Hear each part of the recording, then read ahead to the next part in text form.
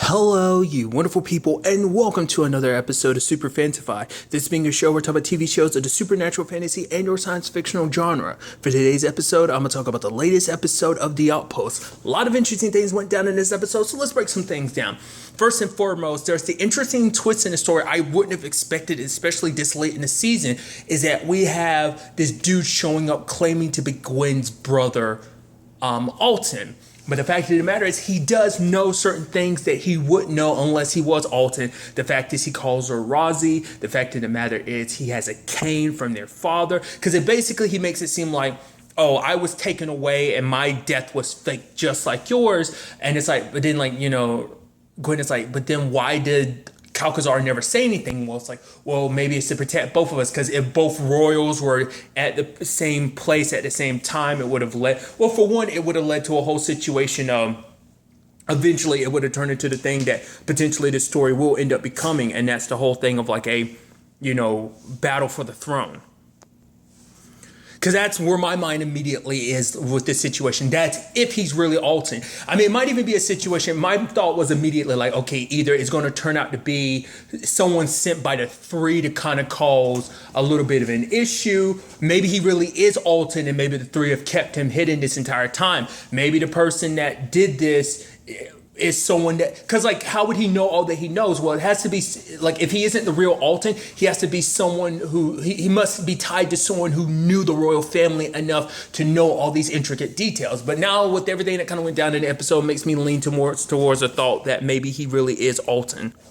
I'm just not really sure, because obviously you can tell Gwen is hesitant to believe him as well, but it is that thing of like, knowing that you aren't the only one of your family that survived, that I think is going to outweigh any doubts. The need, the want for him to actually be her brother, to be a living relative, is enough to kind of probably push any doubt away. Like, she's going to look more optimistically rather than pessimistically, but obviously other people around her are obviously going to try and keep her as grounded as possible. Obviously, like Tobin, it's kind of interesting because Tobin's like, oh, the fact is, you really believe him? And Rossman's like, Gwen's like, why do you have such an issue? Oh, I get it. It's because of your royal legacy and stuff like that. He's like, it's not like that.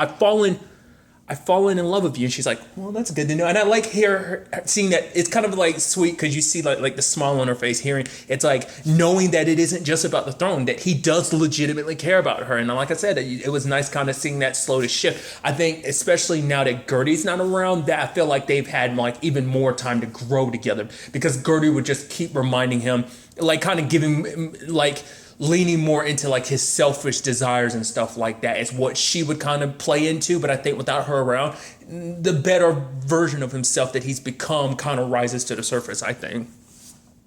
But it does turn into that thing of like, I don't want him to be on the throne, not just for my sake, but for anyone's sake. Even I want you to stay queen, even if I'm not by your side, because of who you are. The fact is, you are honorable and you are just, you are fair. So we don't know what kind of ruler Alton would be. Because the thing to also consider too is like, it's just a little too coincidental that you happen to show up now out of any moment. I mean, I guess it's like he kind of says like it took a while for word to kind of reach where he was and everything. But at the same time, it's that whole thing of like, because rightfully the throne is his, because that's just how monarchies work. Because obviously, like, the boys typically end up being the ones. The only reason why she has rightful claim to the throne is because she's the only survivor. But because even though he's her younger brother, the moment he comes of age, the throne is rightfully his. Which maybe that potentially this could spin off into a storyline, potentially into a season 3 of like there being like a civil war, which is interesting considering the fact is we're doing all we can to take out the Prime Order, but now it's going to turn into a thing of potentially it's going to be a bloodbath, and it's a civil war in its own right, even more so now because of like the whole secession thing of like, okay, who rightfully bears the throne. I think that's something we're potentially setting up for, because things later on in the episode kind of already give hints to what kind of person Alton is. He's not even got the crown, but he's like, oh, we, and even like you have to be, and even Gwen was like, no, not we, this is a decision I'm going to make. And he kind of has this holier than thou kind of like, right, like he kind of seems like ruler with an iron fist type of dictator. I mean, to be fair, we don't 100% know. We've heard bits and pieces about how their father ruled, but even then we're not 100% sure what kind of person he was 100%. Okay, we heard a little bit from Naya in season 1 discussing a little bit about that, but never full blown. But you can even tell Gwen was kind of like, oh, look at it. Because it's like, oh, like, you know, I'm skipping around it, but like Janzo was like, I don't even know who you are anymore, Gwen. And he's like, that's Rosamund to you. And the fact is he's so authoritative like that. Even once again, even though you don't even have the power, but just being a royal is enough to kind of make him think like that. But then again, once again, not unless we're dealing with someone who isn't actually Alton, just someone playing a role. But once again, it has to depend on who's backing him. Is it someone who actually knew the royal family back in the day, feeding him this information? Whoever it is did a good job for him to know the stories he does. I think probably the more interesting route would be if it really is Alton, because that would complicate things drastically, but we'll ultimately see how they end up playing that out.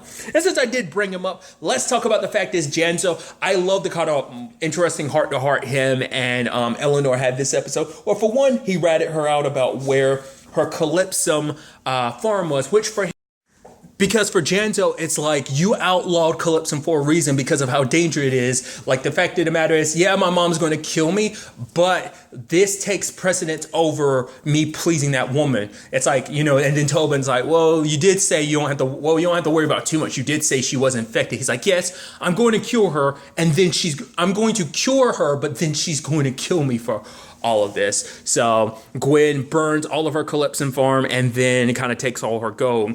But then there's a whole situation of like, you know, that moment between Eleanor and Janzo, and she's just kind of be like, I feel it in my throat, I'm about to turn. He's like, I checked you an hour ago, Mom. Stop being dramatic. And she's just kind of like, whatever. And so it's like all that I've done for you, like ever since I brought him in, he was older, he was big enough to kind of take care of himself, feed himself, bathe. I mean, obviously he didn't bathe, but you get the point I'm trying to make come across. But the fact is, you were a useless baby. I should have sold you. And he's like, you've told me countless times. Like the fact is, you always reminded me that I'm adopted and I should be grateful for the fact is that you took me in. That whole situation. But then she talks about the fact is a moment when he was younger, he had the swine pox, he was 6. But even then, because she's like, I kept you because you had something special in you. I could tell that you know, there was something in you. And the fact is, you covered yourself in all this stuff. You didn't just sit about and wait. You tried to find a way to, you know, deal with your swine pox. It was itchy and painful, and yet you poured so much stuff on yourself to cure it, to the point you got to horse manure, which worked. And then he did spread it and, you know, gave it to other kids to put on as well, to smear them in it so that they could get cured as well. And it's like showing like that's the kind of person you are. Even from a young age, you are always smart, willing to do whatever it takes to kind of find a solution to a problem. And it's like, I know you'll do the same. It's like, the fact is, I haven't always treated you. I've always said some terrible things to you, but I never meant it. And he's like, no, you did. And she's like, well, I'm gonna be better. And he's like, no, you won't. Especially because it's like, yeah, Gwen burned your Calypsum farm and took all your gold. And she's like, you betrayed me. And she's about to go off on him. He's like, it would suck if you stay locked up forever and didn't get cured and turn plagueling. And she's like, my dear sweet genius boy, and kind of has to be a little more on the, what would be the word? Motherly side of things to a certain extent, just kind of not being able to kind of go full blown at his throat like she'd kind of want to. So, but sadly she does turn plagueling, but then it turns out, you know, Janzo ends up figuring it all out, which I love it. It turns out that basically there's another particular fly that has like a venomous sting to it. And it turns out that's the cure. The venom from this particular sting counteracts the parasite. And I love when he actually saves her, which this is our first time seeing someone turn human. Like all the other cases, it's like, oh, they were already spit out they already spit out the plaguing parasite. This time we get to see it and it's just like grotesque, seeing just like, ugh, and especially like the sack at the end coming, it's like, ugh. But she's, you know, saving. He's like, oh my God, I saved you, mother. I'm a bloody genius. He has to go out there and he goes to try and find more of these flies. And then it turns into the whole thing of like, he gets surrounded by plaguelings, but the flies burst free. Everyone gets cured. And he brings them back to Gwen. Which not only did he get her more people to fight, he also found a cure for this plagueling epidemic. So that's awesome in its own. It's like, you know, Janzo is kind of feeling himself. It's like, dude, I did it. And it's like, that's pretty impressive. He solved something no one thought possible. It just seemed like a plagueling situation, which is something they were just kind of accepting as it is what it is. You just have to put them down. There's nothing more to it. But now they can be cured and everything. Sadly, things don't work out for Janzo and Eleanor. Eleanor gets arrested because it's like, yeah, I told you your criminal days were over, and what did you do? You continue doing your criminal stuff even though you were working for me. And, Eleanor's like, all the stuff I've done for you, which you can tell it bothers Gwen, because for Gwen, it's like, the fact is you did help me. You were an ally. You were a friend when I needed you most, especially after Naya's betrayal. Like, obviously, having Eleanor by her side meant a lot, but it's like, at the same time, because Gwen's not in that mood that she's going to take betrayal likely, because it's like, what happened when she let someone else get close to her and they ended up betraying her? So much was lost. I mean, the fact is, in Eleanor's case, it's like, you sold Calypsum knowing how dangerous it is. It's like, well, they know the risk, yet they kept using Calypsum anyway. It's like, it's interesting. It's so easy for the dealer in this respect to kind of blame the buyers because they're already kind of addicted, but you're just feeding the addiction. But so you are to blame. But at the same time, you can, like I said, you can tell Gwen does kind of feel bad about. Then there's the whole Janzo situation. It's like, yeah, you've done all this great work, but it doesn't take away from the fact is you let Naya go. But it's like, Naya did all that because she wanted to save her family. How can we fault her for that? It's like, regardless of what the circumstances may have been, she betrayed us. She's a traitor, and you let her go. So now it turns to that whole complicated thing where Janzo is like, the fact is you aren't even, what happened to you, Gwen? Like, it's that whole, I mean, it's that complicated situation of like, you are this particular ruler. And to be fair, she is being fair. She's giving him leniency when, like, the law said this and that. But I think for Janzo, it's like, you don't have to be so rigid. It's like, how can people atone and make up for their mistakes if you don't give them a chance? You didn't even give Naya a chance to make up for things. Did she come clean when the time came? Yes, but the argument could be like, once again, it's like, you should have come to us sooner. But that's the whole thing. It's like, things aren't so clear cut and dry. Like, give people, I mean, and that's kind of like, obviously a comparison to like this particular time, because obviously this is kind of like a medieval time compared to where we are now. Like, obviously you go commit a crime, you are put into justice. It's, obviously like there's a real world, thing of like, it's supposed to be about rehabilitation, but regardless, like you never give anyone a second chance. So, and she's supposed to be the one that's fair and all of this. So I think that hearing Janzo say all that kind of hit her close to heart, because Janzo is a friend, and now, it's that whole thing of like, obviously taking the crown has caused complications with all of her friendships because she has to put her duties as queen first. But at the same time, it's like, you're following the law and stuff like that. But at the same time, it's like, do you have to be so rigid with the, so it's a whole complicated situation that Gwen finds herself in. So, and like I said, her brother being around probably isn't making that any easier. And just like I said, his reactions to certain things probably makes Gwen go like, I shouldn't lean too heavy in his direction, because his direction is kind of like, oh, his is very, very by the books, but where she is a little more lenient, which I don't think Janzo is really appreciating how lenient she's being in this regard. Regardless, he's locked up in a cell right next to his mom, which for him, it's like, after all this stuff I've done for that woman. And it's like, she's like, that's the rules of the streets. Like, this is what happens when you pick a side. He's like, I don't pick sides. I just do what's right. And the fact is, she's like, did you learn nothing from me? He's like, oh no, you taught me everything, mother. You taught me how not to live. Because for him, it's like, he does everything in his life to strive not to be like his mom, not to betray people, not to be so self-centered and only look out for yourself. He looks out for other people because he cares about people, but then his mom reminds him, it's like, you don't have any friends. All you have, I'm the only family you have. But then that's like, if you're the only family he's got, would he be better off alone? And the fact is, he does have friends. Obviously things are complicated with him and Gwen. Obviously he has Naya, but that's complicated. He has Talon. That's not as complicated. He has Garrett. They have their complicated relationship, but it's still there. So he does have people he can rely on and think of as a family. I'm curious to see what this ultimately means, because it might be a situation of he kind of felt his independence, but now it's like, now he's kind of being dragged back to the point of like, he was confident, he was gaining his confidence, but now maybe we'll end up seeing Eleanor kind of breaking him down to the point where he might only believe her, where it's like, oh, I'll only have her and no one else. We'll ultimately have to wait and see in that regard. And then on the other side of things, there's the whole situation with Talon and Garrett. Talon gets captured by Primordial soldiers, but hey, Garrett shows up and he's like, hey, I'm here to help. She's like, no, how can I trust you? It's like, you don't really have much of a choice. But I love the whole thing. He's like, pretend I'm cutting you. And she's like, yeah. He's like, what are you doing? He's like, make it more believable. She's like, okay, first you want more, now you want less. What do you want from me? He's like, I want you to act.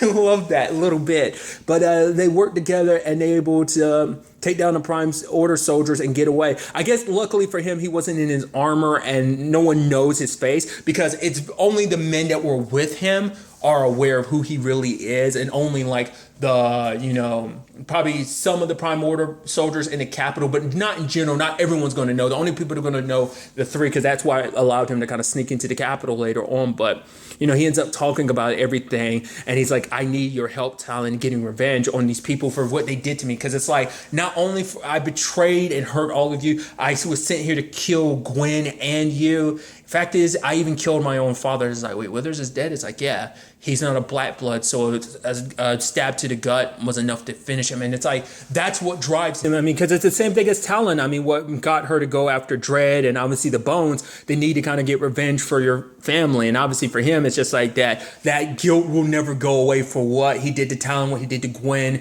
trying to kill them, but also killing his own father. So, but I think, that's why Talon goes along, because for her, it's like, because for one, she cares about Garrett, so she wants to have his back. But at the same time, it's like she knows what it's like to kind of be driven by revenge. It's like, the Garrett I know wouldn't kind of go through something so foolhardy and, not without a plan and stuff. But for him, it's like, I'm not the same Garrett that you knew. The fact of the matter is, I might not never be that person again until I, get revenge, So they do sneak off to the Capitol. And I do love him being like, I miss you. And she's like, I know.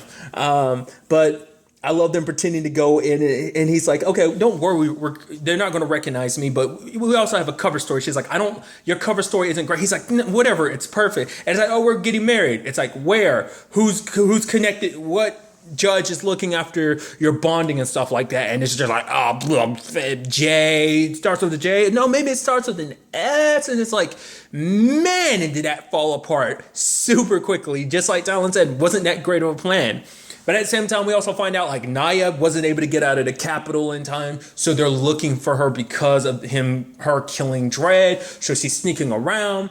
And then it seems like there's this weapon that's being brought up. It's like, oh, what's this weapon about? Oh, what's this weapon? The guy's like, oh, I thought it'd be bigger. And it's like, oh, small packages and all that. So it's like, okay, so what's up with this? And she ends up, seeing a demonstration, because it turns out, Sana's like, oh, why am I here? And one of the three is like, you're here to showcase, like, you gave us a weapon to bring down the queen. It failed. Now it's time for you to get a testament of this, replacement weapon. And it turns out this replacement weapon is their equivalency to a bomb, which it makes sense. Like, that's such a foreign thing to them, because it's like, obviously, like I said, this is a very medieval world. So it's like, oh, so do they even have cannons in this universe? Because I don't think so. Do they? I'm trying to think. I don't know. Because they're very like, arrows and swords. So yeah, so like I think gunpowder. I mean, it's kind of similar to Into the Badlands in that kind of regard. It's kind of spoilers, but gunpowder seems like it's something that kind of like circles back around into that world, in a certain extent. So it seems like that's kind of entered this world. So we might see potentially going forward more gunpowder or powdered weaponry. Maybe, I don't know. I say that, but I don't know like the ins and outs of like what they're specifically using as like the explosive, material in this case of like, whether gunpowder is like what they're using to ignite. But whatever the case may be, obviously it's more powerful than they well, at least some people knew, because the soldiers that were there testing it for the one ended up like getting killed. So Naya's seen firsthand what this is capable of. And even this was just a small demonstration. So that's their plan, to probably sneak this into the Outpost, or at the very least get it close enough, because the range on that is probably enough to wipe out the entire outpost. So showing what kind of destructive capabilities they have, that because we learned in this episode that Gwen, obviously she has Milas's soldiers as well, because they're all under Tobin, but also Tobin's soldiers. And now there's even another group known as the Moors have sent out their support too. Not unless that's a trap. That's the thing. You never know like what's a trap and what's not in a certain regard, because they are more aware of what she's up to potentially. So that begs the question, who can you really trust in this whole thing? But knowing that they have that on their side and Gwen and them have no idea what's coming, I'm assuming it's going to be a situation of Nia potentially running into Garrett and Talon and joining up with them to be like, yo, we need to get it back to, Garrett's need for revenge will probably be subsided because it's like they've got this powerful weapon. I want my revenge, but making sure that Gwen and the Outpost are okay is a much bigger task maybe, and maybe Nia goes along with them and stuff like that. I don't know. I'm very interested to see where things kind of go, because I think that'd be interesting too, because obviously Garrett knows, I mean, in a certain regard, he's kind of been a traitor, so there might be a little common ground between him and Nia in this regard. I don't know. I'm very interested though to see where all this ultimately ends up taking us. I'm curious what's going to happen if Garrett runs into Sana. Is he going to pretend like, oh no, like I was under control? Maybe even some of the stuff between them comes out to Talon. She's like, oh, so that's what happened. So we'll see. I'm curious to see how much of the truth he learns about her, whether like that the guy who interrogates people is actually her husband and all that. I'm very interested to see where all this takes us going forward into the next episode. But really, that's all I want to talk about. Until the next time we meet, be happy, be safe, live life to the fullest, and enjoy it. Good day and goodbye.